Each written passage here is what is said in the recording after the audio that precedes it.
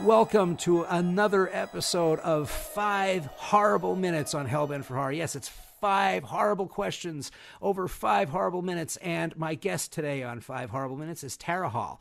She is a lifelong horror fan, and she's the writer of the full-length film Buzzard Hollow Beef, which won second place for the best feature at the Women in Horror Film Festival last year. So I thought it would be fun to talk to some of the artists who were there before. And Tara, welcome. Thanks so much for coming. Oh, well, thank you so much for having me. I really appreciate it. I really loved Buzzard Hollow Beef. I was able to watch it. It's a lot of fun, and I loved a few of the horror homages, some of the visual set pieces that were in the movie, and it's also good and funny. And I think sometimes good horror has that brand of humor that goes through it to just help things alleviate. But can you tell us a little bit about the movie? Sure. It's about a family that comes home for Thanksgiving, and once they start having these vivid, horrific hallucinations, they start to think that maybe it's the weird hillbillies that sold them the beef, that maybe that's poisoned, and now they're coming after them. So it's a bit of a home invasion with a little bit of a cannibalistic twist, but there's a little bit more I can't say. Right. We'll keep a lot of the secrets for folks who I hope will get to watch this very soon. How did you get it made? Did you finance it yourself? Yes, my husband and I, he's the director. We had a little bit of money. We, took out loans. We did everything that you're not supposed to do to get it done. We got it done. And and just decided through hell or high water, we were just going to make this film. How has it been, the response for it at different film festivals? It's been, all the ones that we've attended have been overwhelmingly positive. Some people have really responded, and everybody's responded to different things. For some it was like the lead actor, for some it was the lead actress, for some it was the practical effects, and, just all different things. Just some people mentioned the humor as being something they really loved about it. So pretty much positive, I would say. We're really, lucky. That's excellent. And there's a lot going on. I don't know what your budget actually was, and you don't have to say, but it looks pretty darn good for, there's a lot of practical stuff that's in there. There are a lot of actors. It's a pretty large cast for a low budget film, and several different locations. Where was it shot? It was shot in Olympia, Washington, which is where the director is from, where he grew up. And so we called in every favor. The locations we got for very, very little money, and the actors and the crew were willing to work for very little money, mostly as favors to us, because a lot of them were friends of ours. Most of the actors were improv actors that I had worked with before. What was your experience like at the Women in Horror Film Festival? It was incredible. I think it was really it was wonderful to kick it off. That was the beginning of our festival tour.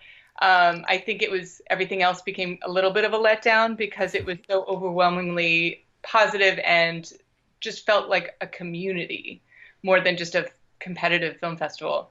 So it felt like we were meeting people that we were going to collaborate with in the future.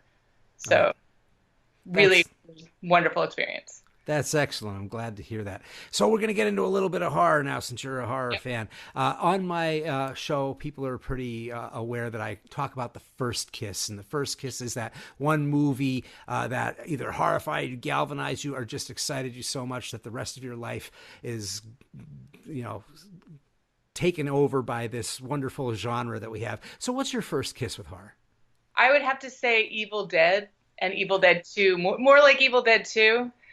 Just because of the humor, Sam Raimi and Bruce Campbell leaned into it so much more, and it was such a fun, gory, crazy, overwhelming film. But it also felt so accessible and so gritty. And it wasn't just the film that made me love horror; it was the film that made me decide to become a horror filmmaker, or filmmaker in general. Yeah, I hear that one a lot as well. That's just, I think when you say accessible, that's probably one of the things that there are the really hardcore junkies like the first one. But the second one tends to, my wife can watch the second one.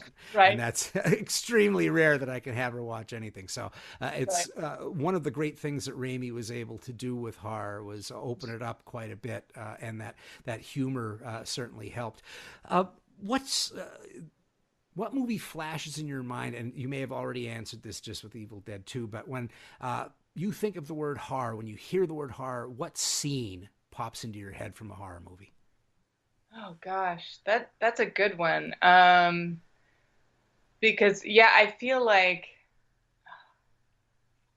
I would probably have to go back to Evil Dead, just because it's like when I think of horror as a genre, I think of it as a very gritty, imperfect, gory sort of thing that just it doesn't have the sort of seamlessness that a big budget film has. Usually I always think low budget, and that's what I'm drawn to. That and definitely the end of Don't Look Now, I would say, is one of those scenes that just stuck with me. And took me a few days to recover from that. Yeah. The first time. That's what happened to me as well. That movie is my first kiss, and it galvanized me. Oh man, that's really, really creepy. So cool. I love whenever I hear "Don't Look Now" comes up on anybody's list anywhere. I don't feel as much of a weirdo. So we talked about horror movies, and us horror movie fans, we talk a lot about the ones that we love. And most people that aren't horror fans, their guilty pleasure is usually a horror movie. But for horror fans, we tend to have something else. So what is your guilty pleasure, the movie you love but is so not like what you would expect? I'm also a big comedy fan, so just anything truly funny. I go through this period in October where I try and watch a horror film every day in October, and then for some reason the day after my son was born, because he was born October 19th, so the 20th, I couldn't watch a horror film. I had to watch Slapshot with awesome. Newman. Yeah. It's such a wonderful film. It's just so funny and just so very 1970s, just brilliant. And it's a comfort film for me. So and then I feel shame. Yeah. Yes. It's an awesome film. Mine from the 70s is What's Up, Doc? The most inane Peter Bogdanovich film ever, but I just love it. I can't get enough. That and the Towering Inferno, but I still love the Towering Inferno for no good reason except that, it just blows things up. Well, anyway, I've asked more than 5 questions. You've been more than kind.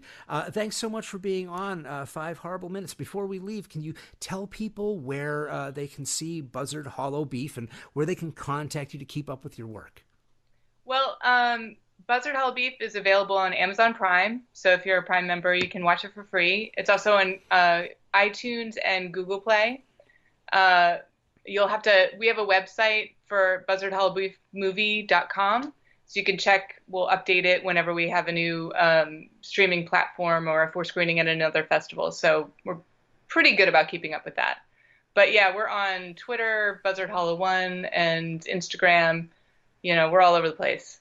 I think if you just Google it, you'll find us. All right. Thank you again so much for being on 5 Horrible Minutes, Tara Hall. Thank you so much for having me. It was a pleasure.